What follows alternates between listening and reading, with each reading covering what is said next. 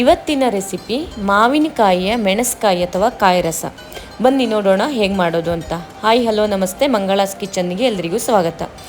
ನಾನಿಲ್ಲಿ ತೋತಾಪುರಿ ಮಾವಿನಕಾಯಿಯನ್ನು ತೊಗೊಂಡಿದ್ದೀನಿ. ಈ ತೋತಾಪುರಿ ಮಾವಿನಕಾಯಿಯಲ್ಲಿ ಅರ್ಧದಷ್ಟನ್ನು ಈ ರೀತಿಯಾಗಿ ಹೆಚ್ಚಿಟ್ಕೊಳ್ಳಿ.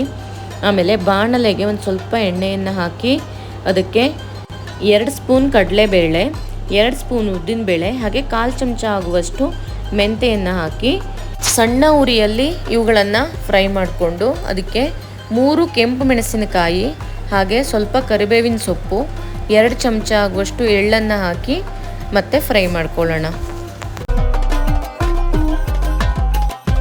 1 ಕಪ್ ಆಗುವಷ್ಟು ತೆಂಗಿನಕಾಯಿ ತುರಿಯನ್ನು ತಗೊಂಡು ಅದಕ್ಕೆ ಹುರಿದಿರುವ ಮಸಾಲೆಯನ್ನು ಹಾಕಿ ನುಣ್ಣಗೆ ರುಬ್ಕೊಳ್ಳೋಣ.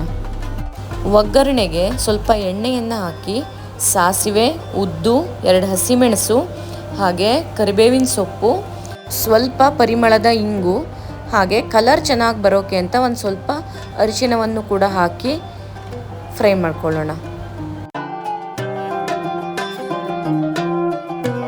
ಇವಾಗ ಈ ಒಗ್ಗರಣೆಗೆ ನಾವು ಮೊದಲು ಹೆಚ್ಚಿಟ್ಕೊಂಡಿರುವಂತಹ ತೋತಾಪುರಿ ಮಾವಿನಕಾಯಿಯನ್ನು ಹಾಕಿ ಅದಕ್ಕೆ ಒಂದು ಸ್ವಲ್ಪ ಉಪ್ಪನ್ನು ಹಾಕಿ ಒಂದು 200 ಗ್ರಾಮ್ ಆಗುವಷ್ಟು ಬೆಲ್ಲವನ್ನು ಹಾಕೋಣ. ನಾನಿಲ್ಲಿ ತೋತಾಪುರಿ ಮಾವಿನಕಾಯಿ ತೊಗೊಂಡಿರೋದ್ರಿಂದ ಇದು ಸ್ವಲ್ಪ ಹುಳಿ ಕಡಿಮೆ ಇರುತ್ತೆ, ಹಾಗಾಗಿ ನಾನಿಲ್ಲಿ ಒಂದು 200 ಗ್ರಾಮ್ ಆಗುವಷ್ಟು ಮಾತ್ರ ಬೆಲ್ಲವನ್ನು ಹಾಕಿದ್ದೀನಿ. ನೀವು ಮಾವಿನಕಾಯಿ ಹುಳಿ ಎಷ್ಟಿದೆ ಅನ್ನೋದನ್ನು ನೋಡಿಕೊಂಡು ಅದಕ್ಕೆ ತಕ್ಕನಾಗಿ ಉಪ್ಪು ಮತ್ತು ಬೆಲ್ಲವನ್ನು ಹಾಕ್ಕೊಳ್ಳಿ. ಹಾಗೆ ಒಂದು ಸ್ವಲ್ಪ ನೀರನ್ನು ಹಾಕಿ ಸಣ್ಣ ಉರಿಯಲ್ಲಿ ಇದನ್ನು ಕುದಿಸ್ಕೊಳ್ಳೋಣ.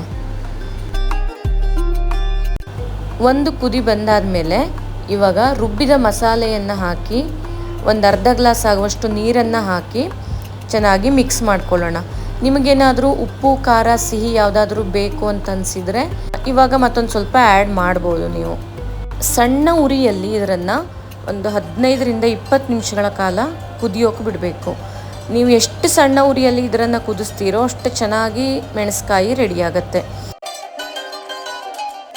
ಮಾವಿನಕಾಯಿ ಮೆಣಸ್ಕಾಯಿ ರೆಡಿಯಾಗಿದೆ ನೋಡಿ, ಎಷ್ಟು ಚೆನ್ನಾಗಿ ಕಲರ್ ಬಂದಿದೆ. ನೀವು ಕೂಡ ಟ್ರೈ ಮಾಡಿ, ತುಂಬ ಚೆನ್ನಾಗಿರುತ್ತೆ.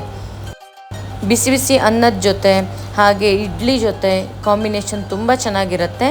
ನೀವು ಕೂಡ ಟ್ರೈ ಮಾಡಿ. ನಿಮಗೂ ಈ ರೆಸಿಪಿ ಇಷ್ಟ ಆದಲ್ಲಿ ನನ್ನ ಚಾನಲನ್ನು ಸಬ್ಸ್ಕ್ರೈಬ್ ಮಾಡಿ, ಫಾಲೋ ಮಾಡಿ, ಲೈಕ್ ಮಾಡಿ. Thank you.